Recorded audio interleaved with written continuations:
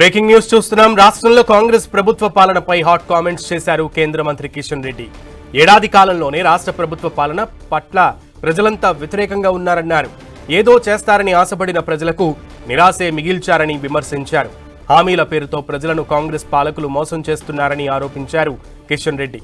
మెదక్లో జరిగిన BJP MLC ఎన్నికల ప్రచారంలో పాల్గొన్న కిషన్ రెడ్డి పార్టీ నేతలు శ్రేణులకు దిశానిర్దేశం చేశారు.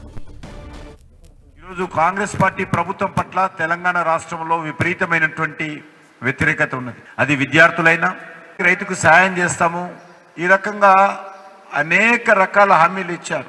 ప్రతి దళిత కుటుంబానికి 12 లక్షల రూపాయలు ఇచ్చి ఆర్థిక సాయం చేస్తామని చెప్పి కూడా హామీ ఇచ్చారు. కానీ ఈరోజు ఇందులో ఏ ఒక్కటి కూడా ఎప్పుడు ఇస్తారో, ఇస్తారా ఇవ్వరా, ఇచ్చినటువంటి గ్యారంటీలన్నీ కూడా మోసమా, ఇచ్చినటువంటి హామీలన్నీ కూడా మోసమా, ఈరోజు కాంగ్రెస్ పార్టీ ఏ విషయంలో కూడా చెప్పలేని పరిస్థితి ఉంది.